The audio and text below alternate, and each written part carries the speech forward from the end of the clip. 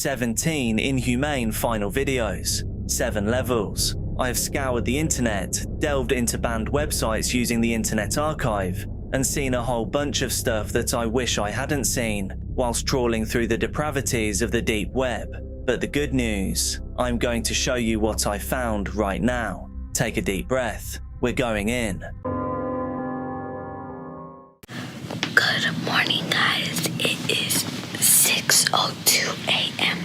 Friday, February 22nd. One of the most heartbreaking final videos that I've ever found was recorded by a 12-year-old girl named Michelita Rogers in Dallas, Texas. On the morning of February 23rd, 2018, Michelita woke up before sunrise to prepare for a cheerleading competition. Like many children her age, she decided to record parts of her morning on her phone. The videos were casual and ordinary. There was no sense that this would in fact be her final day on this earth. In the first clip, recorded at 6:02 a.m., Michelita quietly greets the camera while sitting in the dark. She speaks in a near whisper because the rest of her family is still asleep. Excited about the day ahead, she explains that she is getting ready for a major cheerleading event and begins talking about fixing her hair.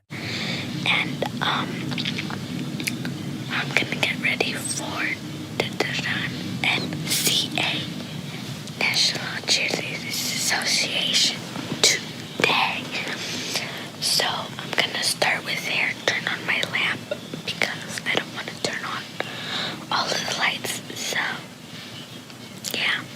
A second video shows her dressed in her cheerleading uniform. Still trying not to wake anyone, she happily chats about her preparations for the competition. Nothing about the footage appears unusual. It looks like a normal morning in the life of a young girl looking forward to an important day. The third and final video was recorded in time-lapse mode, while Michelita worked on her hairstyle. For a few seconds, the footage shows her standing in front of the camera as she gets ready. Then, without warning, a flash of light appears. For a fraction of a second, what looks like a shower of sparks fills the frame. The video immediately cuts to black. At that exact moment, a natural gas explosion tore through the Rogers family home. The blast was so powerful that it threw the house from its foundation and caused catastrophic structural damage. Michelita's parents, brother, and grandmother were inside the home at the time. Although they survived, they suffered significant injuries and lasting trauma. Investigators later determined that the explosion was linked to leaking natural gas in the neighborhood. According to findings from the National Transportation Safety Board,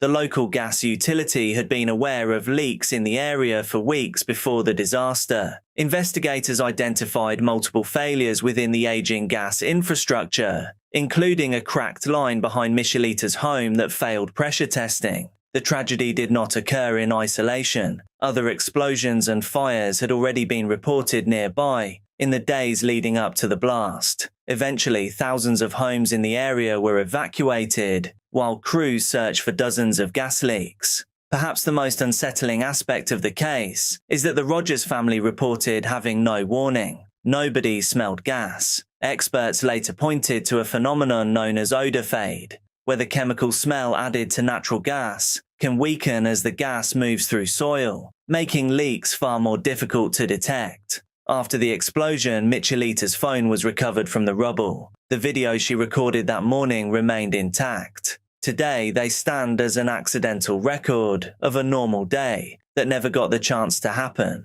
There is no fear in her voice. Perhaps we can take a small comfort from that. The final frame of the recording lasts only an instant, yet it captures the exact moment an ordinary morning became a tragedy that would change an entire family forever. The CCTV footage lasts only a few moments. There is no violence, but it speaks volumes, especially in hindsight. Instead, it shows 35-year-old Christina Yuna Lee arriving home in Manhattan's Chinatown during the early hours of February 13, 2022. She had taken an Uber home and was returning to her apartment building on Christie Street, something she had likely done countless times before. Behind her, almost unnoticed, another figure enters the frame. At first glance, the footage appears ordinary. Then you realize what you are actually watching. The man behind her is not another resident, he is following her, and not for any good reasons. According to investigators, Asamad Nash slipped into the building behind Christina and began climbing the stairs, chasing after her. Security cameras positioned throughout the building reportedly captured him following her all the way to the 6th floor. Christina appears completely unaware that anyone is behind her. She walks towards her apartment, believing she has safely made it home.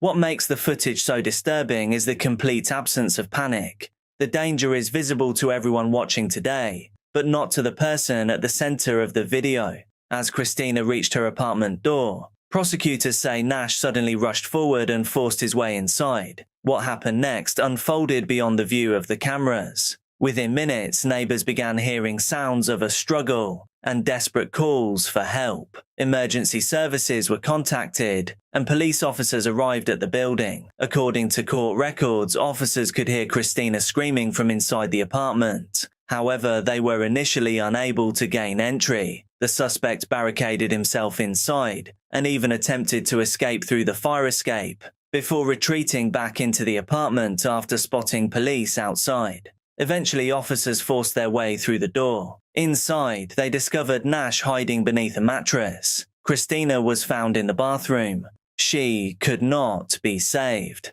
The case quickly attracted national attention. Christina was a respected creative producer who had worked with major brands and was known by friends and colleagues as a kind, talented, and vibrant person. Her death devastated not only her family but also New York City's Asian American community, which was already experiencing heightened fears following a series of attacks in the years surrounding the pandemic. In 2024, Asamad Nash pleaded guilty to murder and burglary charges and was sentenced to 30 years to life in prison. Yet for me, it is the surveillance footage that remains truly impossible to forget. It captures the final normal moments before Christina realized she was no longer alone. A few seconds of ordinary-looking footage became the last recorded images of a woman simply trying to get home safely. On July 28, 2021, Danish YouTuber Albert Dyrlund was doing something that had become completely normal for him. He was, of course, filming content. At just 22 years old, Dyrlund had already become one of Denmark's best-known online personalities. Across YouTube and Instagram, hundreds of thousands of people followed his music videos, comedy sketches, and behind-the-scenes glimpses into his life. He had built a successful career from entertaining people online, and had even starred in the award-winning comedy film Team Albert, a story that mirrored his own rise as a content creator. That summer, Dyrlund was traveling in northern Italy. The dramatic peaks of the Italian Alps provided an incredible backdrop for filming, and on the afternoon of July 28th, he was reportedly recording a video near Mount Dukono in the Val Gardena region. The area is famous for its breathtaking scenery, but it is also known for steep cliffs, rocky terrain, and sudden drops that leave little room for error. According to Italian media reports, Dyrlund was standing along a designated hiking route when tragedy struck. While filming content on the mountainside, he fell approximately 200 meters, or more than 650 feet, down the mountain. A rescue helicopter was dispatched to the scene, but there was nothing rescuers could do. He was pronounced dead at the location. News of his death spread quickly across Denmark and throughout the online creator community. His mother, Vibjerge Jensen, later confirmed the loss and asked for privacy, as the family struggled to process what had happened. Friends, fellow creators, and fans shared messages of disbelief, with many describing the news as impossible to comprehend. What makes the story particularly haunting is that Dyrlund's final moments were tied directly to the work that had made him famous. Like countless creators before him, he was attempting to capture a memorable piece of footage in a spectacular location. Instead, the mountains became the setting for the final chapter of his life.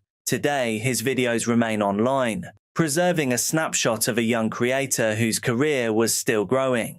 Albert's final video was sadly quite underwhelming. He is simply sat down and talking to the camera. We would never get to see what he was working on in the Alps. For many fans, the footage he left behind serves as a reminder of how quickly an ordinary day can change. One moment, Albert Dyrlund was creating content for the audience that had followed him for years. The next, Denmark had lost one of its most recognizable young internet personalities.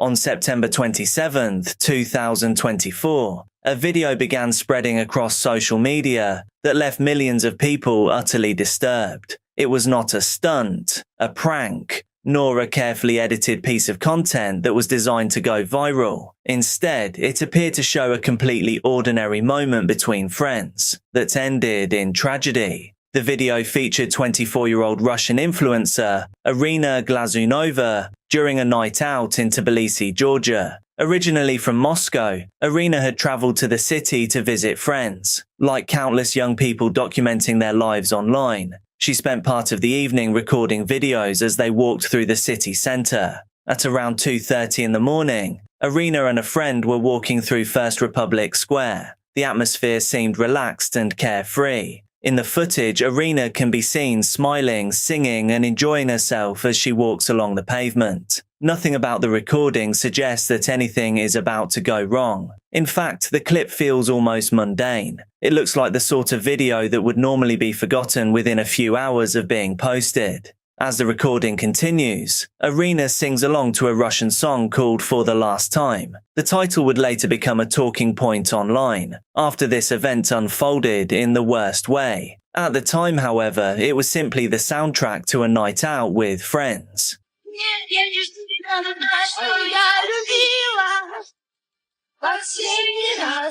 While singing, Irina repeatedly looks toward the camera and interacts with her friend. She appears completely focused on the moment and unaware of what is directly behind her. As she continues walking, she approaches the entrance to an underground pedestrian passage. The entrance was protected by a low concrete wall, measuring approximately 30 centimeters in height. There were no railings or barriers above it. As you can see on screen right now, the opening led down into an underground passage, roughly 5 meters below street level. Without realizing how close she is to the edge, Irina moves backwards and catches her footing on the low wall. In an instant, she loses her balance and falls into the passage below. The cheerful atmosphere captured only seconds earlier vanishes immediately.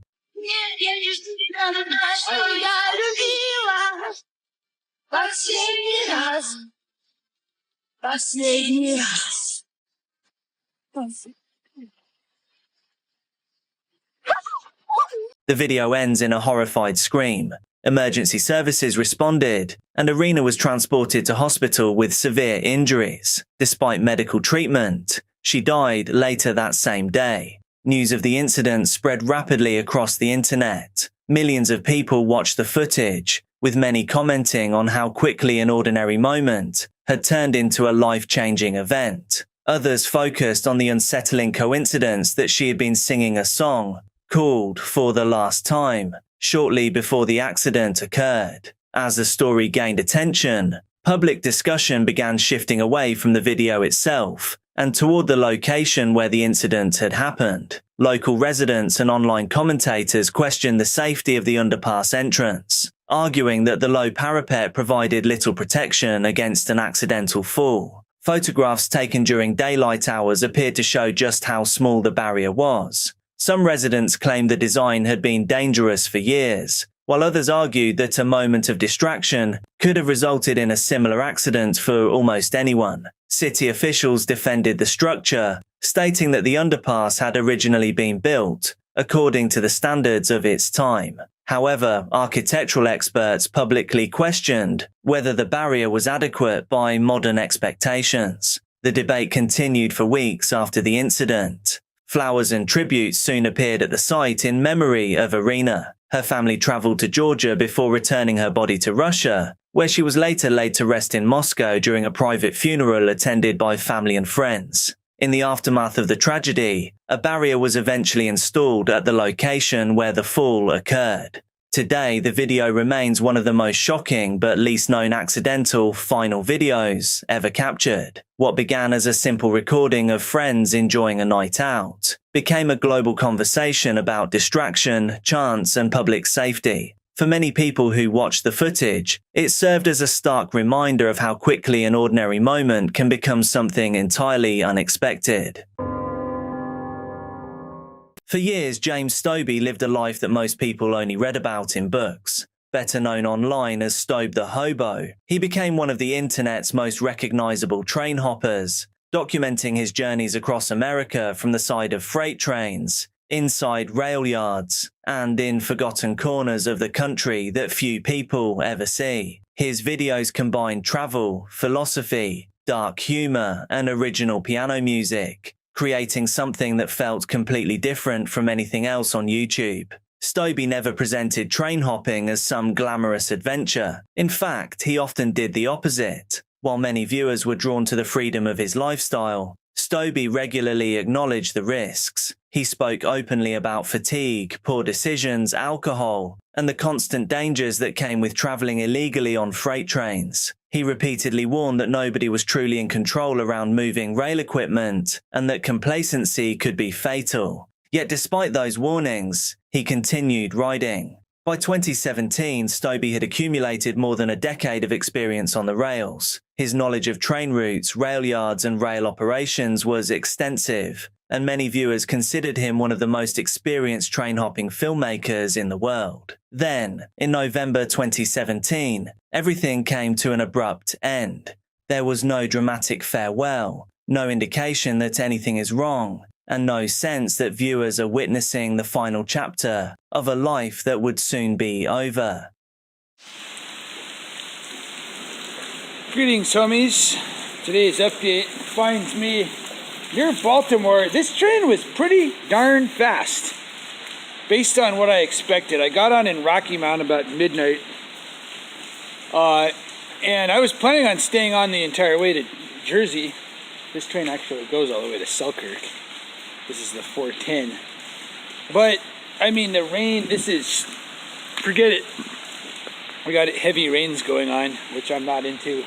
At the time, it was simply another Sto the Hobo upload. This was a final goodbye. Just nobody knew it yet. What happened after the camera stopped recording remains far less clear. The events of Stobie's final night were either not captured on video, or at least no such footage has ever been released. There is no final recording that explains exactly what happened. Instead, investigators were left to reconstruct events using physical evidence, witness accounts, train communications, and police reports. On the morning of November 8, 2017, train crews near Baltimore reported discovering a body between active rail lines. Subsequent police communications identified the deceased as James Stobie, who was just 33 years old. The exact circumstances surrounding his death have remained the subject of discussion ever since. Reports circulated that he had been walking on a rail bridge when an Amtrak train approached. Some accounts suggested he may have become trapped, with nowhere safe to go. Others claimed that his backpack became caught by the passing train, causing him to be dragged a considerable distance. Whatever happened in those final moments, the result was the same. 3 days later, police officers arrived at his family's home in Colorado to deliver the devastating news. A man who had spent years documenting thousands of miles of travel across North America was gone. Today, Stobie's channel remains online, continuing to attract new viewers who discover his work for the first time. His final journey may never be fully understood, but the videos he left behind ensure that his voice, humor, and unique perspective continue to travel long after the trains themselves have passed. I don't know what's gonna happen, but I'm dry, and that's what matters now. Out. This final video is connected to a criminal case in Argentina, yet it does not show violence, panic, or any sign that something is wrong. Instead, it shows two best friends walking away from school together. On June 29, 2023, 14-year-old Joaquin Sperani arrived at school in La Boule, a city in Córdoba province, Argentina. Like any other school day, he rode his bicycle to class and entered the grounds. However, he never attended lessons that afternoon. Instead, security cameras captured Joaquin leaving the school alongside his lifelong friend, a 13-year-old classmate identified only as L because of his age. The footage showed the boys walking together and smiling. Nothing appeared unusual. A short time later, another camera captured something that would later become one of the most important pieces of evidence in the entire case. Only one of the boys returned. L walked back into the school alone. According to classmates and teachers, he sat in his usual place, behaved normally, laughed, played with other students, and gave no indication that anything unusual had happened. Meanwhile, Joaquin had vanished. When Joaquin failed to return home, concern quickly turned into alarm. His bicycle remained at the school, but there was no sign of him anywhere else. His family reported him missing, and a large search effort began involving relatives, friends, volunteers, and local authorities. As the hours turned into days, residents across Laboulet joined the search, hoping the teenager would be found safe. During the investigation, attention increasingly focused on the last person known to have been with Joaquin. Police discovered that L was carrying Joaquin's cell phone. Initially, he claimed the phone belonged to his father. When that explanation fell apart, he changed his story and admitted it belonged to Joaquin, but claimed his friend had handed it to him before supposedly leaving town. Investigators also learned that the phone case had been painted, raising further questions about why someone would alter it so soon after a disappearance. As the search continued, the teenager allegedly provided multiple contradictory explanations about what had happened. Each new version complicated the investigation and delayed efforts to establish Joaquin's movements after leaving school. 4 days after Joaquin disappeared, the search came to a devastating end. His body was discovered inside an abandoned house, located only about 100 meters from the school. For days, family members, friends, and volunteers had searched desperately for answers, while the teenager had been lying so close to where he was last seen. The autopsy revealed the severity of the attack. Investigators determined that Joaquin had suffered numerous blows to the head and had died almost immediately from catastrophic injuries. At the scene, authorities recovered objects believed to have been used during the attack, including a metal object and a piece of concrete that reportedly contained bloodstains. Following the discovery of the body, L confessed to the crime. According to investigators, the two boys had gone to the abandoned property together before an argument took place. After the confession, authorities concluded that Joaquin's best friend was responsible for the attack. The revelation shocked Argentina. Many people struggled to understand how two boys who had known each other for years could have ended up at the center of such a tragedy. As more details emerged, additional questions appeared. Police reportedly discovered a handwritten note hidden inside a stuffed animal at L's home. The note contained Joaquin's surname, along with the name of another boy. It also included the words, "Mom will soon forget about this." The discovery fueled speculation and concern among Joaquin's family, who feared the case might involve factors that investigators had not fully explored. The legal results proved almost as controversial as the crime itself. Because L was only 13 years old at the time of the incident, he was below Argentina's age of criminal responsibility. As a result, he could not be prosecuted in the same way an older offender could. After spending time in a juvenile facility undergoing evaluations, he was eventually released into the custody of his parents. Joaquin's family publicly criticized the outcome. They argued that important questions remained unanswered and expressed concerns about the handling of the investigation. The case also reignited a national debate about juvenile justice laws and whether Argentina's age of criminal responsibility should be reconsidered. Today, the image most associated with the case remains that simple security camera footage captured outside the school. It shows two friends walking away together, smiling as they leave. Nothing in those few seconds suggests that one of them will never return home. In May 2025, a video recorded on the slopes of an Indonesian volcano captured something deeply unsettling. At first, it seemed like another adventure clip destined for social media. A hiking guide and two clients were making their way across the rugged terrain of Mount Dukono, one of Indonesia's most active volcanoes. The guide later explained that he had become uneasy after noticing the volcano had been unusually quiet for several days. For Mount Dukono, silence can be a warning sign.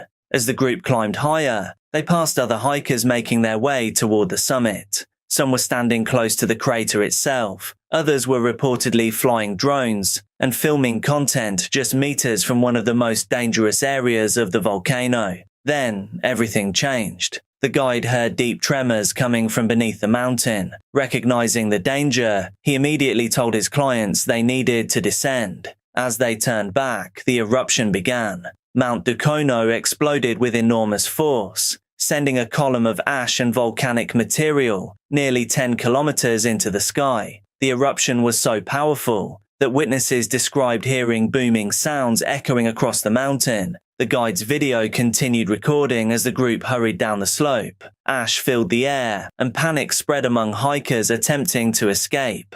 What makes the footage particularly chilling is that as they descended to safety, they could still see people remaining near the summit. Some were standing close to the crater. Others appeared to be continuing to film. At the time, nobody knew exactly what was about to happen.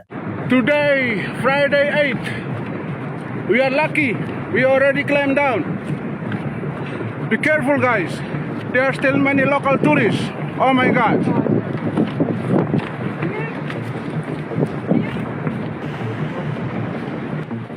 When it's very quiet, it means the big eruption is coming.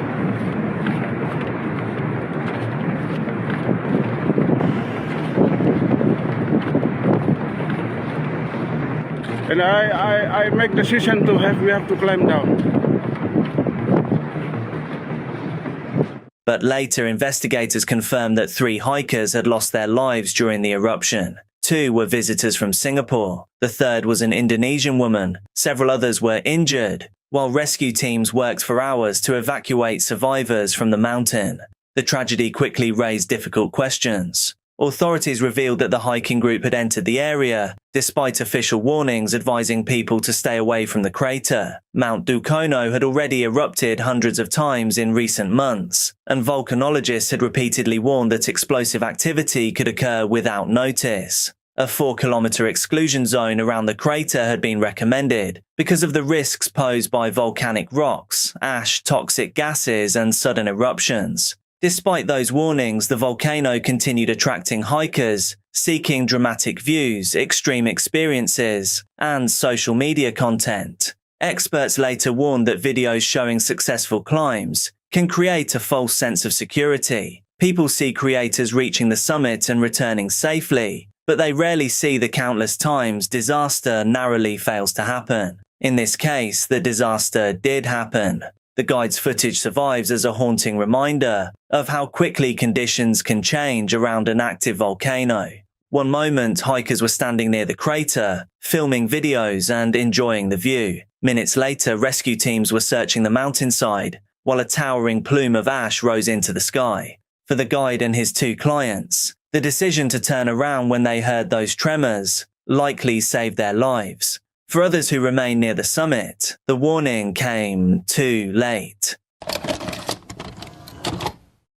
For more than a decade, Liam Payne lived a life that very few people ever experience. Born in Wolverhampton, England, he first appeared on The X Factor as a teenager before becoming one of the 5 members of One Direction. What followed was one of the most successful careers in modern pop music. The group sold tens of millions of records, filled stadiums around the world, and became a cultural phenomenon. After the band's hiatus, Liam launched a solo career, released hit songs of his own, and became a father to his son, Bear. Along the way, he also spoke openly about his struggles with fame, alcohol, mental health, and the pressures that had followed him since adolescence. In September 2024, Liam traveled to Argentina with his girlfriend, Kate Cassidy. The trip was initially planned as a short holiday, but eventually stretched into a 2-week stay. During their time there, Liam attended a concert by former One Direction bandmate Niall Horan.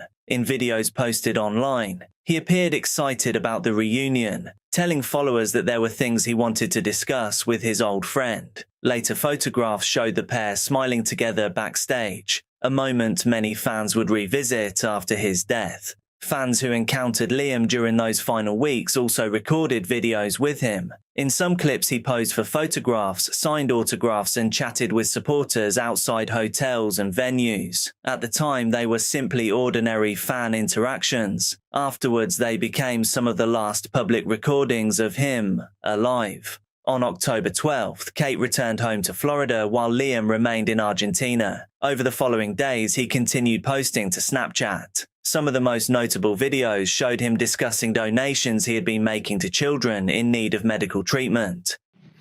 Evening, guys. I've always felt really lucky to be in the position that I'm in, and my life aspiration is to be a superhero. I can't fly. I'm not a great mechanic. I wasn't affected by radiation, and I'm not incredibly strong.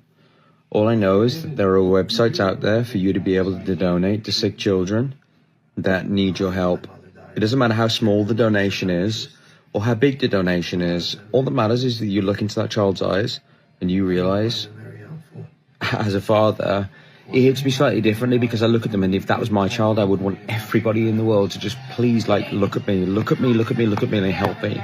And so it's despicable in 2024 that these kids are having to pay for these medical things that would be free in my country, and so I can't not look at a sick child and then not see Bear. I can't, and I won't. And so when I see one that I can help out with, I'm there. Speaking about his role as a father, he explained that seeing sick children affected him deeply and that he wanted to help however he could. Then came October 16th. Hours before his death, Liam was photographed entering the Casa Sur Hotel. That image would become one of the final photographs ever taken of him. As the afternoon progressed, concerns began to emerge. One hotel guest later described seeing Liam in the lobby, behaving in a way that seemed unusual and distressed. Another recalled hearing loud crashes and violent banging noises coming from an upper floor room. Staff reportedly entered and exited the room multiple times throughout the afternoon. The final publicly available footage of Liam would be made up of various bits of CCTV from the hotel. At some point, hotel employees became sufficiently worried that they called emergency services. The now widely reported call paints a troubling picture. The receptionist told operators that a guest appeared to be under the influence of substances or alcohol and was damaging property inside his room. More significantly, he expressed concern about the balcony attached to the room and stated that he feared the guest could be in danger. The urgency in the call increases as the operator asks questions, with the employee repeatedly requesting immediate assistance. Emergency responders were dispatched immediately. Meanwhile, according to later reports, hotel security footage captured Liam being assisted back toward his room shortly before the incident. Investigators would later examine these recordings in an effort to reconstruct his final movements. At approximately 5:07 p.m., everything changed. Witnesses reported hearing a loud scream followed by a heavy impact in the hotel's internal courtyard. Police officers arriving at the scene found that Liam had fallen from the third-floor balcony of his room. Emergency personnel reached him within minutes, but his injuries were catastrophic. There was nothing they could do. At just 31 years old, Liam Payne was gone. The investigation into exactly how and why the fall occurred would continue long afterwards. But the final timeline remains haunting. A holiday that lasted longer than expected, a reunion with an old friend, messages about helping sick children, a final photograph entering a hotel, fragments of footage as his mental state degraded, then a frantic emergency call, a race against time, and the last moments of a life that millions of people had watched unfold since he was just a teenager. The price of fame is often far higher than its worth. We're gonna live life, all right? That's right, let's go. Let's get it, let's get it. Yeah! Yeah! Richard Ragland never expected a simple weekend trip with friends to leave behind a mystery that would remain unsolved for 2 years. In June 2017, the 22-year-old traveled with friends to Foster Falls State Park in Tennessee. The group had been returning from a trip to Gatlinburg when they decided to stop at the popular waterfall. According to his family, Richard wanted to take photographs of the falls and enjoy the scenery before heading home. Friends later reported that he entered the water but never resurfaced. Rescue efforts followed, but Richard's time on this earth came to an end just days before his 23rd birthday. He was an amazing young man. We miss him dearly with all of our heart. Yes. For his parents, Robin McCreer and Gary McCreer, the loss was devastating. They described Richard as a young man full of energy who never met a stranger. He had served in the National Guard, dreamed of an acting career, and had recently been cast in a film being shot in Atlanta. Yet, one question continued to haunt them. Richard had been carrying a GoPro camera that day, and they hoped it might contain footage explaining what happened during his final hours. Unfortunately, the camera was never recovered. Then, 2 years later, something extraordinary happened. A diver and YouTuber named Rich Aloha was exploring the waters around Foster Falls, searching for lost property. During a dive, he spotted what appeared to be the corner of a camera, buried beneath mud and debris. When he pulled it free, he discovered it was a damaged GoPro. Against all odds, the memory card inside still worked. As Rich reviewed the footage, he realized he was looking at videos recorded by the young man who had disappeared beneath these same waters 2 years earlier. The clips did not reveal anything sinister. Instead, they showed Richard exactly as his family remembered him, laughing with friends, enjoying the outdoors and making the most of a summer adventure. Determined to return the camera, Rich spent days researching and making phone calls until he finally tracked down Richard's parents. The discovery brought them something they had not expected to receive after so much time had passed. Closure. Not because the footage answered every question, but because it allowed them to see their son again. They were able to watch him living life to the fullest during his final day, surrounded by friends and doing what he loved.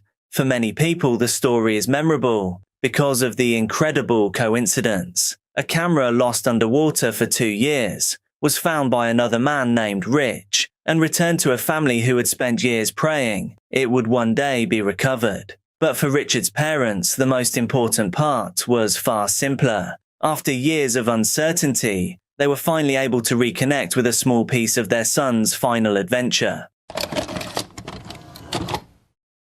Xiao Qiumei spent her days in a place most people would never dare to stand. At just 23 years old, she worked as a tower crane operator in Quzhou, China, spending long shifts high above the ground, guiding massive construction equipment. While the job itself was unusual, it was her social media presence that brought her wider attention. Posting under the Douyin nickname Little Chu, Xiao had built an audience of more than 110,000 followers and accumulated over 305,000 likes. Her viewers were fascinated by the contrast between her appearance and her profession. She was a young mother of 2 who regularly shared videos from crane cabins high above construction sites, giving followers a glimpse into a world few people ever experience. Her profile bio offered a glimpse into her personality. It read, "I can be strong, and I can be gentle. Nothing is absolute. It all depends on who you are."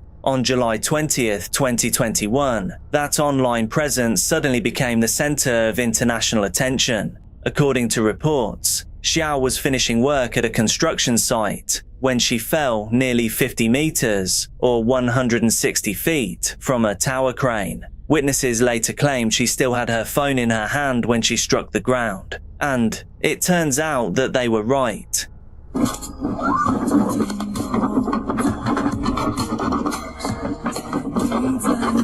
A video circulating online appeared to show a recording, abruptly turning into blurred images as equipment rushed past the camera. Almost immediately, speculation began spreading across social media. Some claimed she had been filming content when the accident occurred. Others suggested she had been attempting to take a photograph or record a video. Her family strongly disputed those claims, insisting that Xiao was a professional who kept her phone stored away while working and that the incident was simply a tragic accident caused by a missed step. Whatever the exact circumstances, the outcome was devastating. The 23-year-old mother of two lost her life, leaving behind her family and the audience that had followed her daily updates from high above the city. Today, much of Xiao Qiumei's online presence has disappeared. Her Douyin account is difficult to locate, and now only screenshots and a couple of videos remain. Yet her story continues to be remembered as one of the most haunting examples of how an ordinary moment can suddenly become the final chapter of someone's story.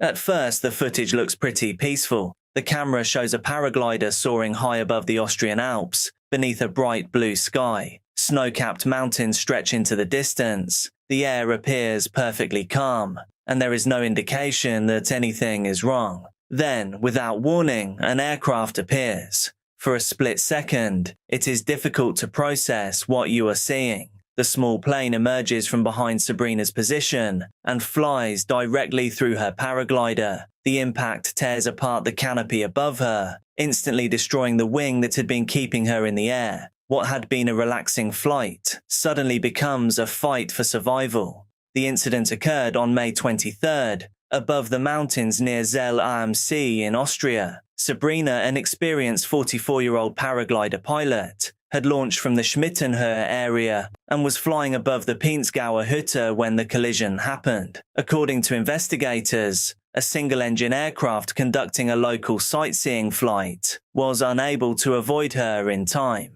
The footage captures the exact moment everything changes. As the aircraft disappears from view, Sabrina's damaged paraglider collapses. The camera begins spinning violently as she drops toward the mountains below. For several terrifying seconds, there is little more than sky, ground, and rapid rotation as gravity takes over. What makes the video even more remarkable is what happens next. Despite the chaos, Sabrina reacts exactly as she had been trained to. She deploys her reserve parachute, a backup system designed for precisely this kind of emergency. The reserve opens successfully, slowing her descent and transforming an almost certain catastrophe into a situation she can still survive. The rest of the footage shows her drifting toward the forest below, still spinning but now under control. Eventually she reaches the ground and lands safely on a forestry road. A police helicopter later transported her from the scene. Amazingly, her injuries were limited to bruises and scrapes. The pilot of the aircraft was also unharmed. Afterwards, Sabrina shared the footage online with a simple message: "Happy birthday to me." Unlike the other stories in this video, this one did not end with a memorial, a murder investigation, or unanswered questions. Instead, it became a rare example of preparation, training, and a considerable amount of luck aligning at exactly the right moment. Sometimes we all need a happy ending. Thank you so much for watching. I'm uploading daily true crime and dark content here on this channel, so make sure that you're subscribed, hit like on the video, and also drop a comment so you get shown more of my stuff. Please do be careful out there, and I'll see you Hey God. How are you? I won't be long. I really just wanted to directly communicate with those that pay attention to what I'm doing and that support me, and I wanted to offer some words of inspiration. For celebrities and people in the public eye, the chances of them having relevant final footage is far greater, and often has far more context and information that can be drawn from it. One such case is that of XXXTentacion. And by the way, from here on out, I'll be using X, or his real name. At the time, it seemed like a pretty ordinary video. I will say that the content does seem a little strange in hindsight, but I'll let you make your own mind up about that. Because, you see, in the video, X was talking about how he hoped that he would be remembered if he died.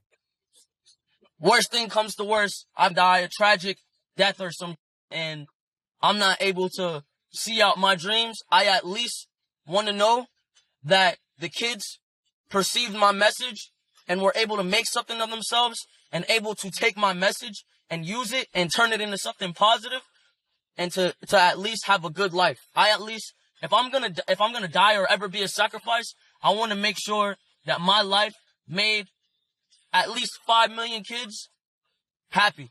Born as Xiao Qiumei, the 20-year-old rapper and musician had become one of the fastest rising artists in the world. His music resonated with millions of listeners, particularly younger fans who connected with the emotional themes that ran throughout his songs. Despite controversies that surrounded his personal life, his popularity continued to grow at a remarkable pace. By 2018, he was no longer just an internet artist. He had now become a global star. It was during this period that he recorded a video discussing his future and the impact he hoped to leave behind. Speaking directly to the camera, Xiao reflected on the possibility that life could end unexpectedly. Rather than focusing on success or fame, he spoke about helping people. He said that if his life were cut short, he hoped he would have made at least 5 million children happy or inspired them in some way. He wanted to be remembered for making a positive difference. The message was thoughtful, reflective, and surprisingly mature for someone who had only recently turned 20.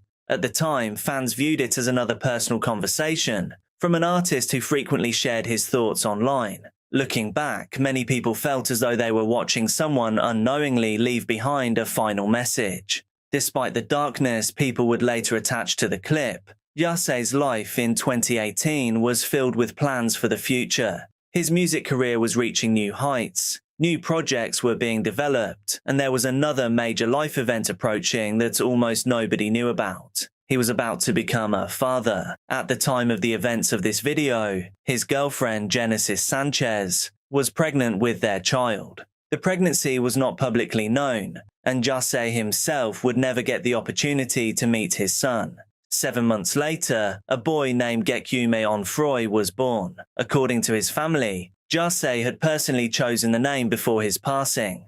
They explained that it represented a different state of thought and a new universe of ideas. For many fans, the birth of his son became one of the most powerful examples of the legacy he had spoken about in that final video. Part of the future he had imagined continued even after he was gone. On June 18, 2018, everything for X would change in an instant.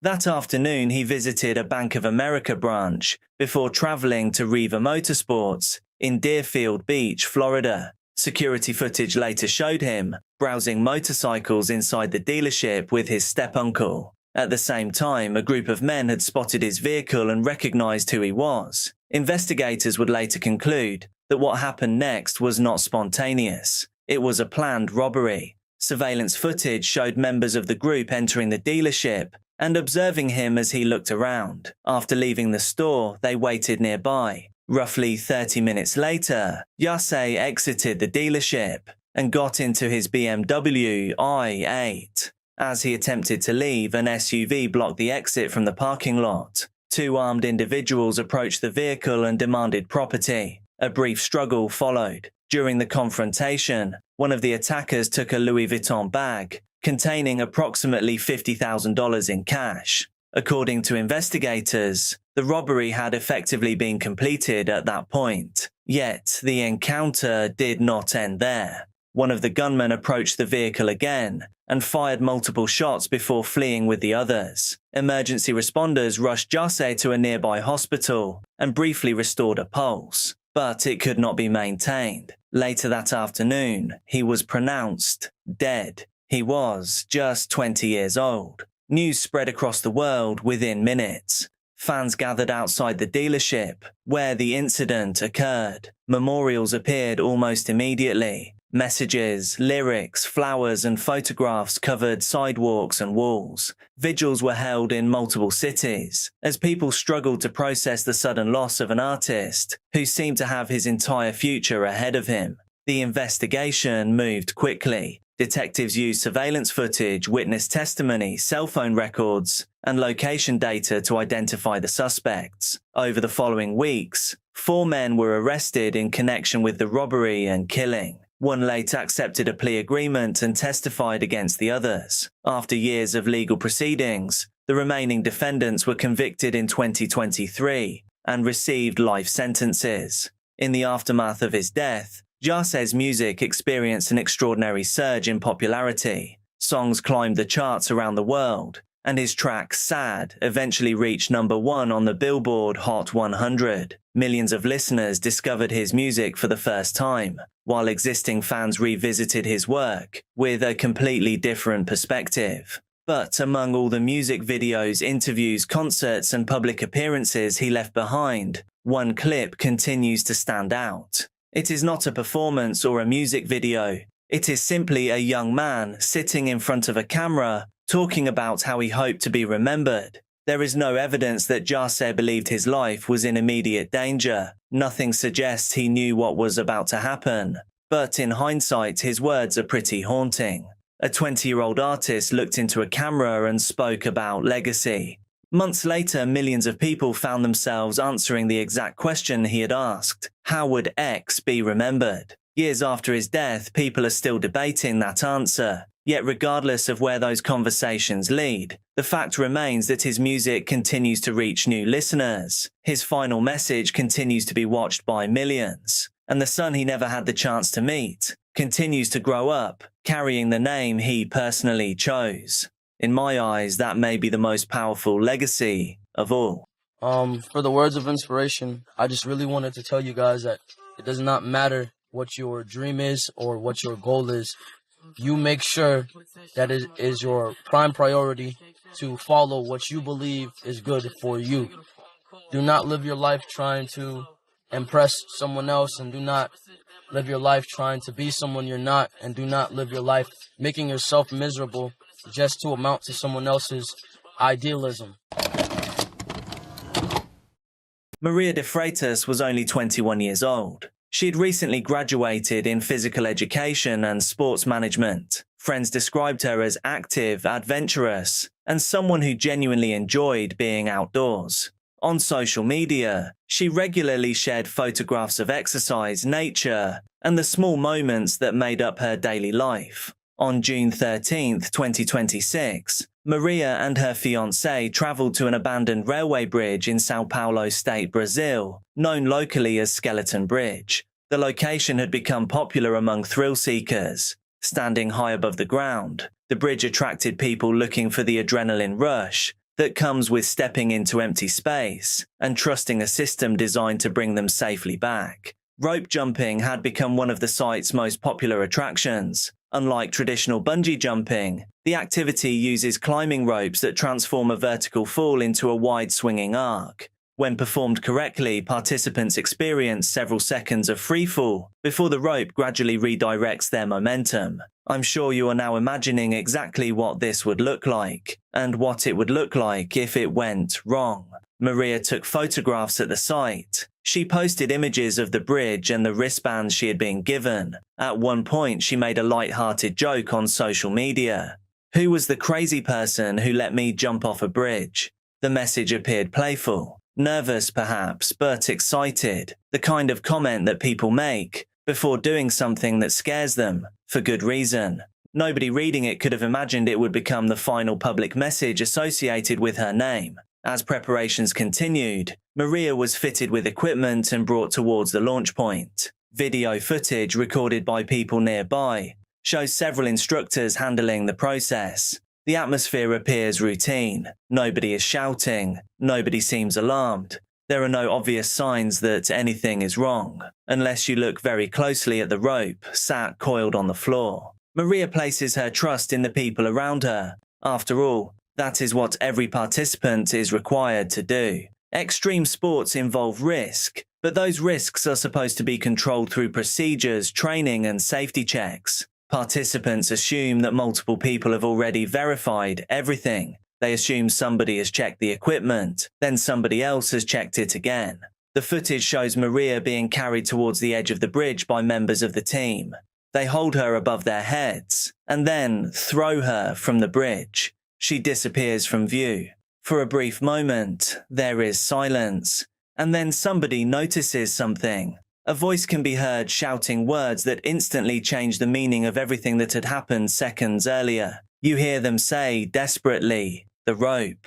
The safety line was still on the bridge, not attached to Maria. According to witness accounts and the initial police investigation, Maria had been launched from the bridge without being connected to the rope designed to stop her fall. Instead of swinging beneath the structure as intended, she dropped approximately 40 meters to the ground below. Emergency responders were called immediately, but her time was called at the scene. The shock spread quickly. Her fiancé reportedly became ill after learning what had happened and required medical attention himself. Investigators soon detained several people connected to the operation. Authorities began examining whether proper permits existed, whether safety protocols had been followed, and how such a catastrophic failure could occur. For many people, the most unsettling part of the story is not the height of the bridge or the danger of the activity itself. It is the fact that Maria appears to have spent her final moments believing everything was working exactly as intended. Only after she had already been released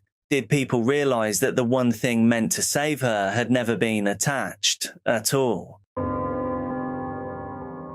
This video is difficult to comprehend, especially when you discover that everyone in the recording is still just a teenager. 15-year-old Leyla Monserrat Laris Becerra believed she was meeting two friends on the evening of September 25, 2025. According to investigators, she had received messages from 15-year-old Brittany Michelle and 13-year-old Montserrat, who told her they had a surprise waiting for her, and, trusting them, Leyla agreed to meet. What happened next would shock Mexico, and now the rest of the world. The girls led Leyla to an abandoned property. Footage later recovered by investigators shows Leyla sitting in a chair while blindfolded. At first, she appears relaxed and unaware of any danger. In fact, you can see she actually looks quite happy. The girls laugh with her and continue telling her that a surprise is coming. Moments later, the situation changes completely, in a way that is hard to comprehend. Prosecutors say the pair used a rope to end Leyla's time on this earth, while a phone recorded the entire ordeal. The recording would later become possibly the most disturbing piece of evidence in the case. Afterwards, authorities say the girls attempted to conceal everything that they'd done. Leyla's body was buried and covered with lime, in an effort to accelerate decomposition and hinder discovery. When Leyla failed to return home, her mother reported her missing, triggering a search effort that lasted for days. A week later, investigators located her remains, buried on property connected to one of the suspects. The condition of the body was reportedly so severe that family members were unable to say goodbye in the way they had hoped. Investigators and Mexican media reports suggested that the motive centered on a deteriorating friendship and alleged romantic jealousy. According to reports, Leyla had fallen out with Brittany and Montserrat after an argument involving a boy that one of the girls was interested in. The dispute reportedly escalated into bullying, with Leyla allegedly receiving hostile messages and being mocked online in the weeks leading up to her death. What makes the case particularly disturbing is that the girls appeared to reconcile shortly before the incident. Leyla seemingly believed the friendship had been repaired when she agreed to meet them after receiving messages about a surprise. Prosecutors later concluded that the invitation was a deception used to lure her to the location. Beyond those reported conflicts, no single motive has ever fully explained the level of planning and cruelty involved, leaving many people struggling to understand how a friendship ended in such a devastating way. What makes this case even more controversial is what happened after the arrests. Both girls eventually admitted responsibility. However, because they were juveniles, Mexican law limited the punishments available to the courts. In 2026, Brittany received 2 years and 10 months in a detention facility, while Montserrat received 11 months of supervised release. Financial compensation ordered by the court amounted to only a few thousand pesos. The sentences triggered outrage across much of Mexico. For Leyla's mother, the fight did not end with the convictions. Instead, she began campaigning for changes to juvenile sentencing laws, arguing that crimes involving deliberate planning and extreme violence should carry far greater consequences, regardless of the offender's age. Today, the case remains one of the most controversial juvenile murder cases in recent Mexican history, not only because of the crime itself, but because of the debate that followed over whether justice was truly served. Thank you so much for watching. I'm uploading daily true crime and dark content here on this channel, so make sure that you're subscribed, hit like on the video, and also drop a comment so you get shown more of my stuff. Please do be careful out there, and I'll see you tomorrow.